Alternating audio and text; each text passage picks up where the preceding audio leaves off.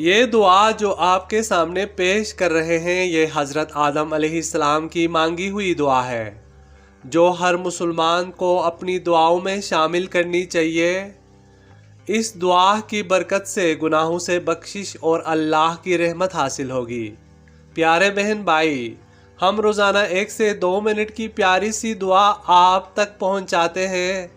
آپ اپنا قیمتی وقت میں سے 2 منٹ نکال کر پوری دعا سن کر آمین کہا کریں۔ اللہ تعالیٰ سے قربت کا ایک ذریعہ یہ بھی ہے۔ اللہ تعالیٰ کے نام سے شروع کرتا ہوں جو نہایت مہربان اور رحم کرنے والا ہے۔ اے ہمارے پروردگار، ہم نے اپنے اوپر ظلم کیے ہیں، اور اگر تو ہی ہمیں نہ بخشے گا اور ہم پر رحمت نہ کرے گا تو ہم یقیناً نامرادوں میں ہو جائیں گے۔ اے ہمارے پروردگار، ہم پر صبر ڈال دے اور ہمیں اسلام کی حالت میں موت دے۔ تو ہی ہمارا پروردگار ہے، پس تو ہمیں بخش دے اور تو ہی ہم پر رحمت کر، اور تو ہی سب سے بہتر بخشنے والا ہے۔